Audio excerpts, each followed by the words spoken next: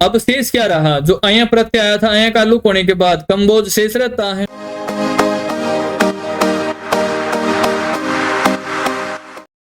ओम नमस्ते जी। आज का हमारा विषय तद्धित प्रकरण में अक्षत्रात् घ नियम से प्रारंभ होगा।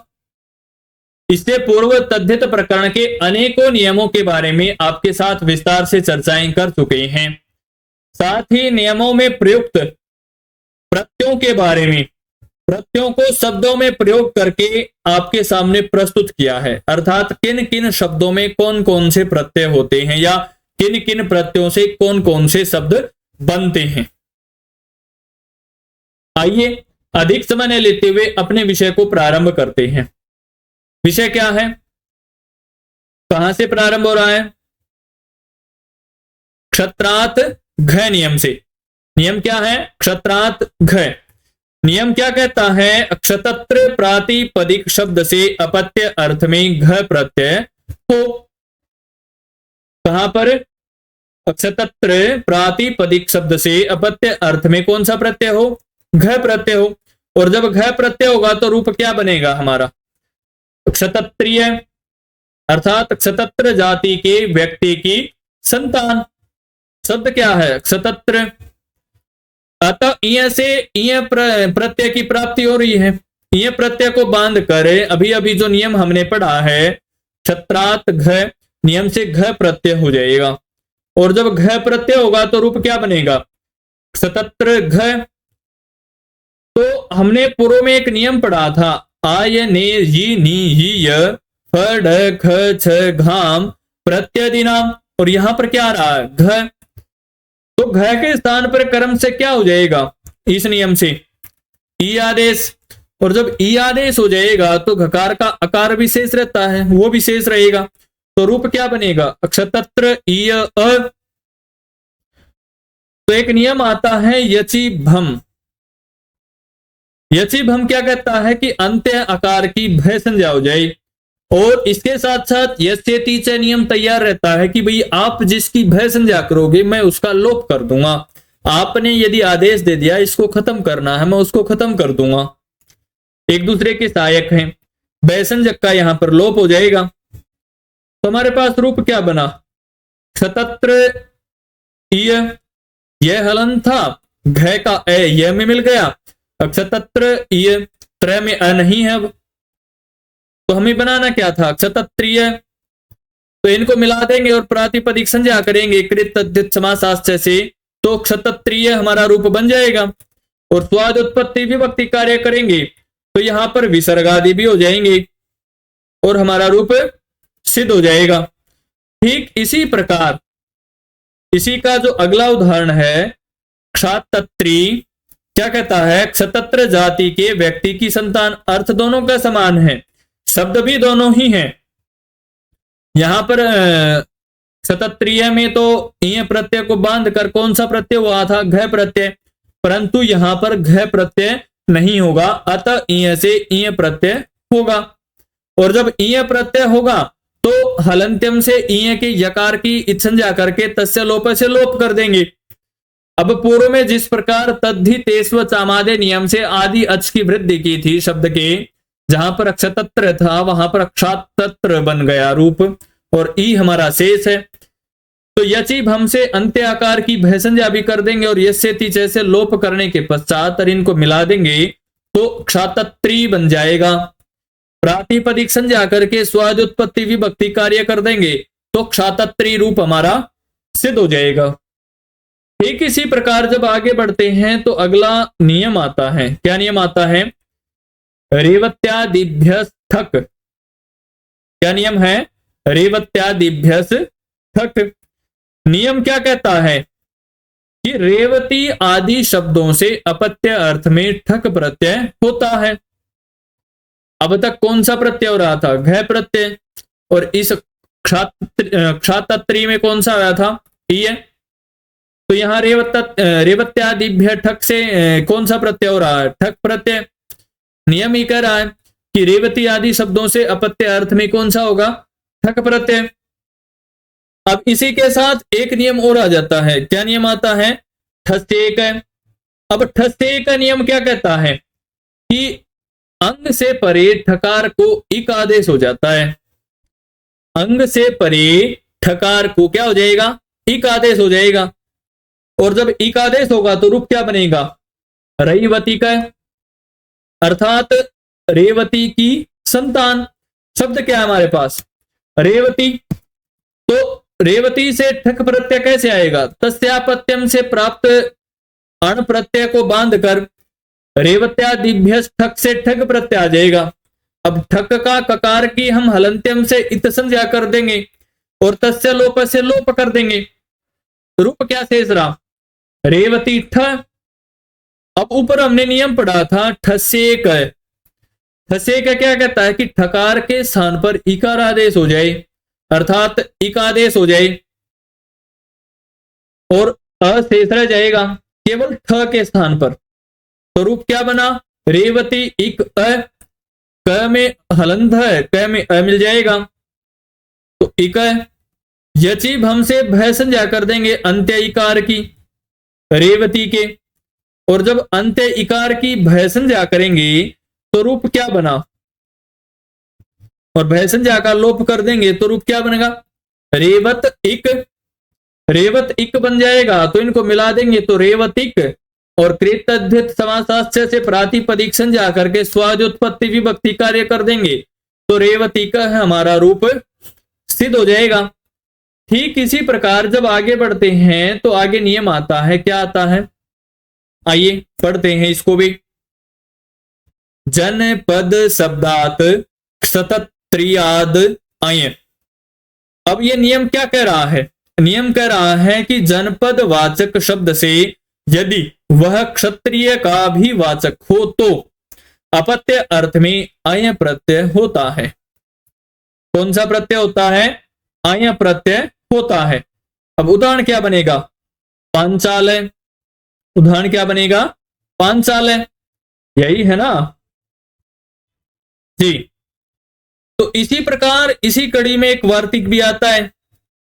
वार्तिक क्या है, क्षतत्रिय समान शब्दात जनपदात तस्य राजन्य पत्यवत। अब वार्तिक क्या कह रहा है, वार्तिक कह रहा है कि क्षत्रिय जाति वाचक शब्द के समान यदि जनपद वाचक शब्द भी हो तो उससे राजा अर्थ में अपत्या अर्थ के समान प्रत्यय हो। उससे राजा अर्थ में अपत्या अर्थ के समान प्रत्यय हो। अब इसका उदाहरण क्या बनता है, पांचालय है। तो एक इसी के साथ एक वार्तिक और आता है, दो वार्तिक और भी हैं। तो ये अगला वार्तिक क्या कह रहा है, पुरोरण वक्तव्य, जिससे पौरव रूप बनेगा। अब पुरोरण वक्तव्य क्या कह रहा है कि पुरु शब्द को राजा अर्थ में अण प्रत्यय हो, ऐसा ही कहना चाहिए। अब इसी के साथ एक वार्तिक और आ जाता है, क्या है, पोंडोर डयन। पोंडोर डयन सूत्र से क्या बनेगा, पांडव पांड्य। अर्थ क्या है कि पांडु शब्द से राजा अर्थ में डयन प्रत्यय होता है।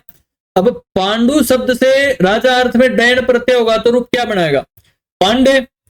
अब पूर्व से ही हम यदि प्रारंभ करेंगे इन सभी नियमों को और वार्तिकों का प्रयोग करते हुए, तो सबसे पहले आता है पांचालय उदाहरण हमारा, अर्थात पंचाल राजा की संतान। जब पंचाल राजा की संतान आता है तो शब्द क्या है, पंचालय। जनपद शब्दात क्षतत्रियादय नियम से अय प्रत्यय हो गया। अय के यकार की हलंत्यम से इत संज्ञा करके तस्य लोप से लोप कर देंगे इत संज्ञा का। तद्धितेस्व चामादे नियम से आदि अच को वृद्धि कर देंगे। पांचाल बनाना है, पंचाल शब्द है हमारे पास, आकार को दीर्घ वृद्धि हो जाएगी तो क्या होगा, पांचाल अ। यचिब हमसे भय संज्ञा कर देंगे अंत्य इकार की, और यस्यति च से भय संज्ञक इकार का लोप कर देंगे। तो हमारे पास शेष क्या रहा, पांचाल प्लस में अ मिला देंगे तो पांचाल है। कृतद्धित समासास्य से प्रातिपदिक संज्ञा करके स्वाद उत्पत्ति विभक्ति कार्य कर देंगे तो पांचाल रूप हमारा सिद्ध हो जाएगा। ठीक इसी प्रकार अगला उदाहरण है पौरव, अर्थात पुरु की संतान। क्या है? पुरु की संतान। अब पौरव को सिद्ध करेंगे तो पुरु शब्द आता है। अब ऊपर हमने वार्तिक पढ़ा था पुरोरण वक्तव्य, अर्थात वार्तिक से अण प्रत्यय हो जाएगा। अब पूर्व में हमने तस्यापत्यम की सहायता से प्राग दिव्य तो अणादि अनेकों नियमों से अण प्रत्यय किया था। अब यहां पर पुरोरण वक्तव्य वार्तिक से अण प्रत्यय। अब अण प्रत्यय होने के पश्चात अण की हलंत्यम से इत संज्ञा करके अर्थात अणकार की और तस्य लोप से लोप कर देंगे तो हमारे पास शेष क्या रहा?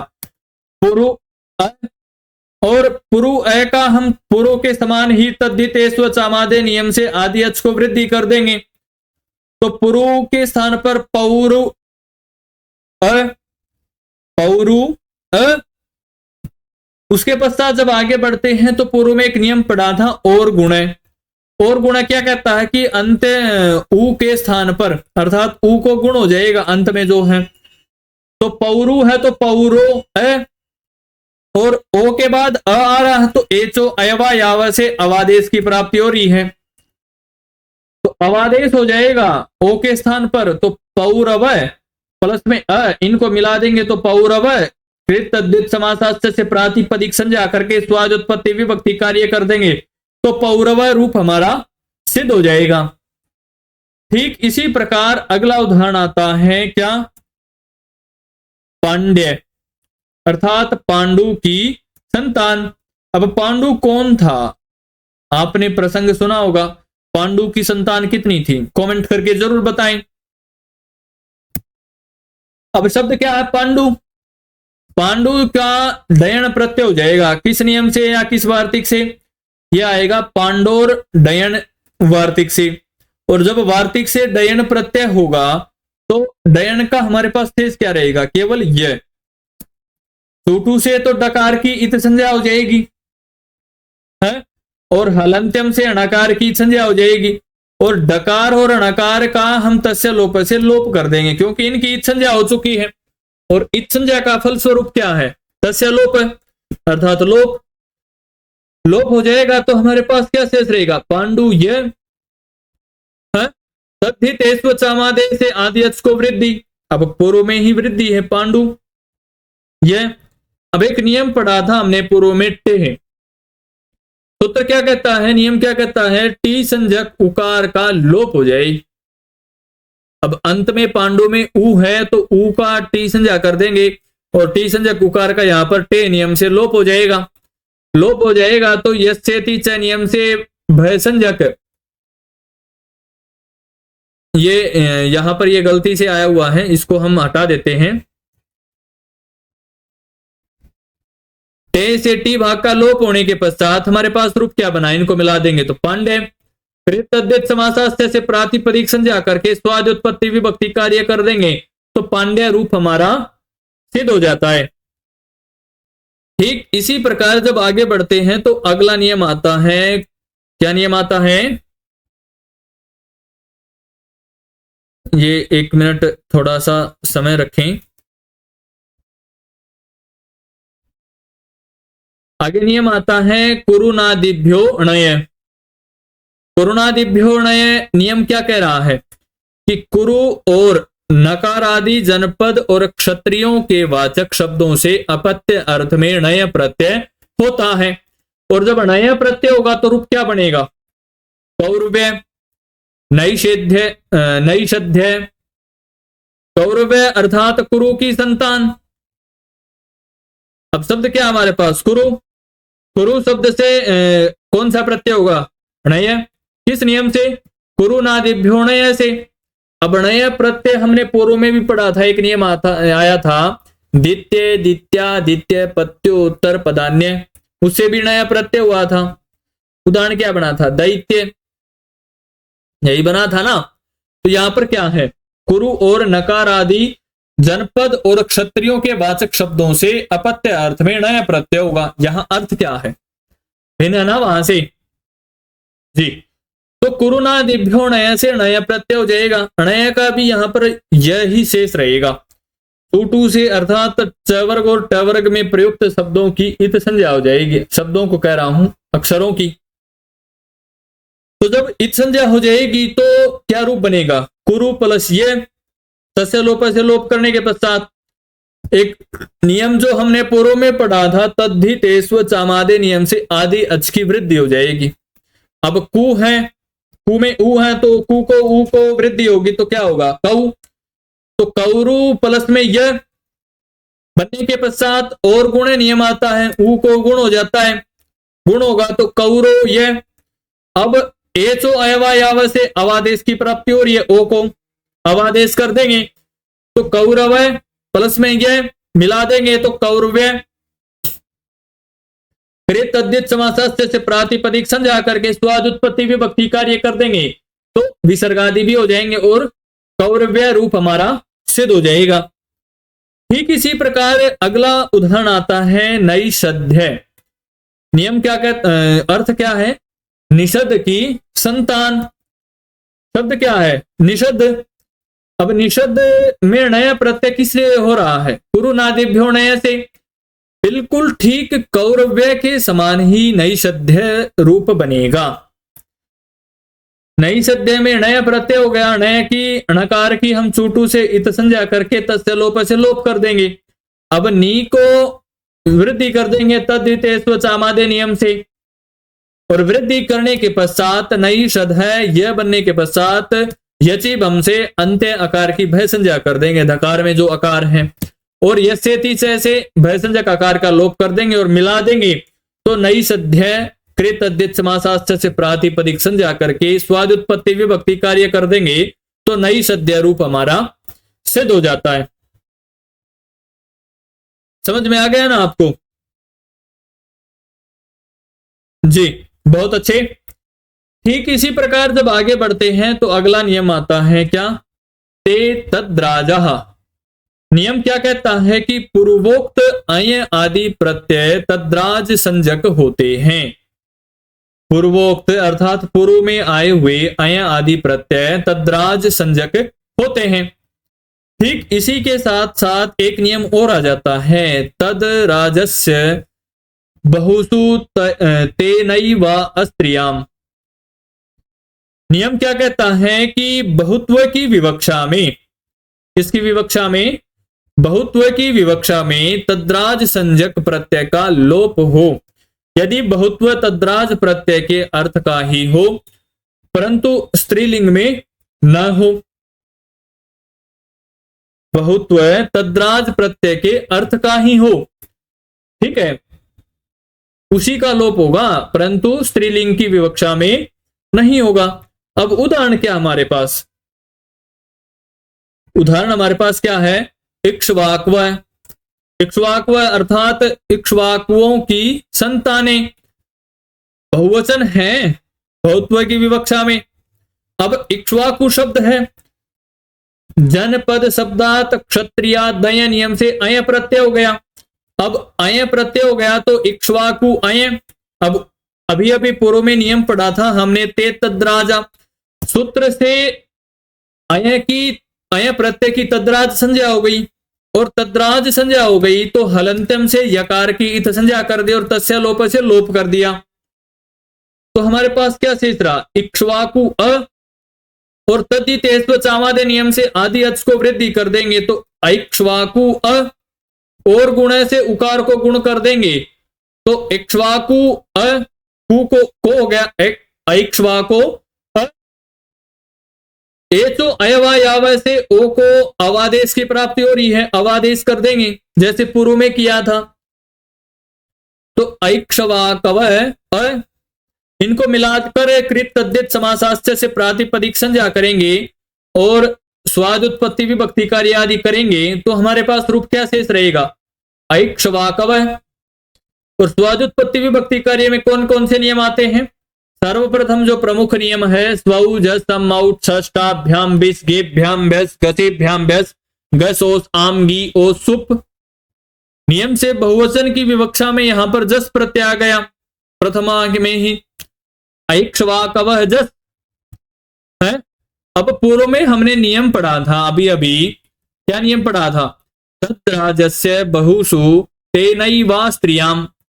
सूत्र से तद्राज संज्ञक अय का लोप हो जाएगा। अब इस अय का लोप हम प्रारंभ में भी कर सकते थे, इसमें यहां पर ते तद्राज संज्ञा करने के पश्चात ही, ठीक है, परंतु इसका हमने कहा किया, यहां सुपादि प्रत्यय लाने के पश्चात जब अय का लोप हो जाएगा तो हमारे पास रूप क्या बनेगा, जो अय प्रत्यय लगकर जितने भी कार्य हुए थे वो सब निषेध हो जाएंगे, खत्म हो जाएंगे। तो जिस प्रकार इक्ष्वाकु शब्द था वैसे ही इक्ष्वाकु शेष रह जाएगा और जस प्रत्यय आ जाएगा। जस प्रत्यय के जकार की चूटू से इत संज्ञा कर देंगे और तस्य लोप से लोप कर देंगे इत संज्ञा का, तो इक्ष्वाकु अस्त हमारे पास शेष रहेगा। एक नियम पढ़ा था जसी च। जसी च नियम क्या कहता है कि जस से परे रहते हर्स्वांत अंग को गुण हो जाएगा। क्या हो जाएगा? हर्स्वांत अंग को गुण हो जाएगा। अब हर्स्वांत अंग क में ऊ है, क में ऊ है और क के ऊ को क्या हो जाएगा? गुण हो जाएगा। और गुण क्या होगा? ऊ को ओ, तो इक्ष्वा को अस, तो ओ होने के पश्चात अयादि संधि की प्राप्ति हो रही है। एचो अयवायावय से, तो एचो अयवायावय से अवादेश कर देंगे ओ को, तो इक्ष्वा कवय जस और सस जुसो रू से रू आदेश कर देंगे सकार के स्थान पर, अस के और अय को तो वह में मिला देंगे, तो इक्ष्वा कवय रू। उपदे से अनुनासिक इत से रू के उकार की इत संज्ञा कर देंगे और तस्य लोप से लोप कर देंगे। विरामो अवसानम से अवसान संज्ञा करके रेफ को विसर्ग आदेश किस नियम से करेंगे? बहुत अच्छे, खर अवसानय और विसर्जनीय नियम से रेफ को क्या हो गया? विसर्ग आदेश। और जब रेफ को विसर्ग आदेश हो जाएगा तो रूप हमारा क्या बनेगा? इक्ष्वा कवय, और रूप हमारा सिद्ध हो जाएगा। ठीक इसी प्रकार जब हम आगे बढ़ते हैं तो आगे नियम आता है कंबो जाल लुक। नियम क्या कहता है कि कंबोज शब्द से परे तद्राज संज्ञक प्रत्यय का लुक होता है, अर्थात अय आदि प्रत्यय का लुक होता है। अब इसी कड़ी में एक वार्तिक भी आ जाता है, कंबोजादिभ्य इति वक्तव्यम। उदाहरण क्या है इसमें? चौल, सकह, केरल, यवन, और ऊपर क्या है? कंबोज, कंबोजऊ है। अब वार्तिक क्या कह रहा है कि कंबोज शब्द से परे तद्राज संज्ञक प्रत्यय का लुक होता है। ठीक है, अब कंबोज शब्द है, शब्द क्या है? कंबोज है। कंबोज की संतान अथवा कंबोज का राजा है। शब्द क्या है? कंबोज। अब जनपद शब्दात क्षत्रिया दय नियम से अय प्रत्यय, ते तद्राज से सूत्र से अय प्रत्यय की तद्राज संज्ञा हो गई। अब कंबोजा लुक नियम से लुक कर देंगे तद्राज संज्ञक प्रत्यय का। अब शेष क्या रहा? जो अय प्रत्यय आया था, अय का लुक होने के बाद कंबोज शेष रहता है, इसकी हम प्रातिपदिक संज्ञा कर देंगे कृत तद्धित समासास्थ से और स्वादुत्पत्ति विभक्ति कार्य कर देंगे, तो कंबोज रूप हमारा सिद्ध हो जाता है। हो गया ना? ठीक इसी प्रकार चोल है। क्या है? चौल। अब चौल में क्या है? चोल शब्द। अब चोल शब्द का अण प्रत्यय होगा किस नियम से? द्वय, मगध, कलिंग, सुर, मसा, दण नियम से यहां पर क्या हो गया? अण प्रत्यय। और अण प्रत्यय ते तद्राज से अण प्रत्यय की तद्राज संज्ञा कर दी। और कंबोजादिभ्य इति वक्तव्यम वार्तिक से तद्राज संज्ञक अण का लुक हो गया और चोल शेष रहा। कृत तद्धित समासास्थ से प्रातिपदिक संज्ञा कर दी और स्वाद उत्पत्ति विभक्ति कार्य कर देंगे तो चोल रूप हमारा सिद्ध हो जाएगा। ठीक इसी प्रकार सक है शब्द है। ठीक है, सक में सक शब्द है, अण प्रत्यय किससे हो रहा है? द्वय, मगध, कलिंग, सुर, मसा, दण नियम से अण प्रत्यय और ते तद्राजा से सूत्र से अण प्रत्यय की तद्राज संज्ञा और कंबोजादिभ्य इति वक्तव्यम वार्तिक से क्या हो जाएगा? तद्राज संज्ञक अण का लुक हो जाएगा। तो रूप क्या बना? सक प्रातिपदिक संज्ञा आदि कर देंगे और स्वाद उत्पत्ति विभक्ति कार्य कर देंगे तो हमारा रूप क्या बन जाएगा? सकय, सिद्ध हो जाएगा। ठीक इसी प्रकार केरल है और यवन है। केरल है आप करें, इसमें नियम बदला है, अय प्रत्यय आ रहा है। अय प्रत्यय किससे आ रहा है?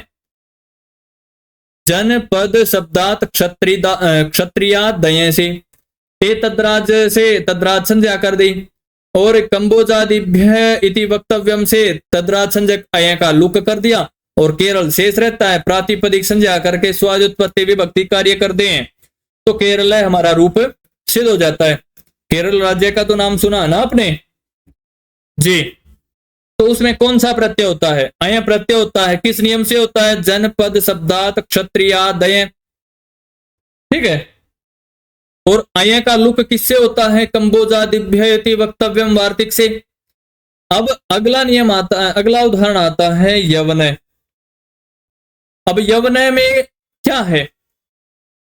यवनय शब्द, यवनय में यवन शब्द है। यहां पर भी जनपद शब्दात क्षत्रियादय नियम से अय प्रत्यय हो गया और ते तद्राजा से अय प्रत्यय की तद्राज संज्ञा कर दी और कंबोजादिभ्य इति वक्तव्यम वार्तिक से तद्राज संज्ञक अय का लुक हो जाएगा और लुक होने के पश्चात यवन शेष रहेगा और कृत तद्धित समासाश्च से प्रातिपदिक संज्ञा करके स्वादोत्पत्ति विभक्ति कार्य कर देंगे तो यवन हमारा रूप सिद्ध हो जाएगा। आज के लिए हमारा विषय इतना ही रहेगा। धन्यवाद, फिर मिलेंगे इसी प्रकार की नई नई कक्षाओं के साथ।